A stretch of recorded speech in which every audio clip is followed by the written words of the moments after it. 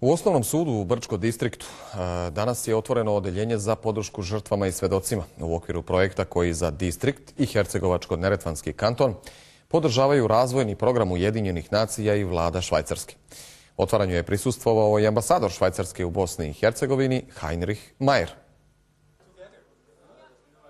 Odjeljenje za podršku žrtvama i svjedocima u Brčkom je 12. u BiH koje je UNDP uz pomoć donatora organizovano otvara u posljednjih 5 godina s ciljem da se poboljša efikasnost sudova i obezbijedi pravda za oštećene, naročito u predmetima ratnih zločina. Švajcarska vlada, naglasio je ambasador ove zemlje u BiH Heinrich Mayer, finansira odjeljenja u Mostaru i Brčkom s uvjerenjem da je to izuzetno važno i za jačanje nezavisnosti pravosuđa.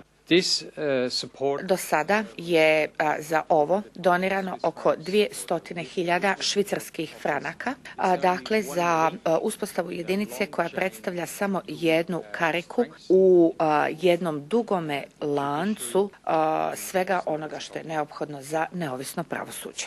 Osnovni sud u Brčkom, kao i sudovi u BiH koje pokriva mreža ovakvih odjeljenja, imaju izuzetnu logističku podršku s obzirom na probleme koje u postupcima posebno ratnih zločina i težih krivičnih dijela imaju i žrtve i svjedoci. Dobijamo jedno profesionalno lice koje će se baviti takvim svjedocima u smislu logistike, podrške, psihičke, usmjeravanja, rješavanja određenih traumiranosti i tako dalje.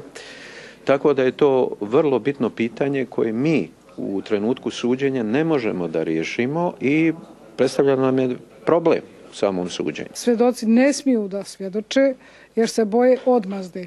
Sad imamo situaciju, znači da je svjedok apsolutno zaštićen, dakle i pozivamo da se rasvijetle neki slučajevi koji su nama balast u pravosuđu, ne možemo riješiti upravo zbog svjedoka koji su opravdano u strahu i bojazni šta će im se dalje desiti. UNDP u saradnji sa Visokim sudskim tužilačkim savjetom priprema otvaranje odjeljenja za podršku žrtvama i svjedocima u Bijeljini, Livnu, Širokom Brijegu i Goraždu, čime će, rekao je koordinator Ujedinjenih nacija u BiH Jurij Afanasjev, BiH biti u cijelosti pokrivena ovim mehanizmom podrške i zaštite žrtava i svjedoka na putu do pravde.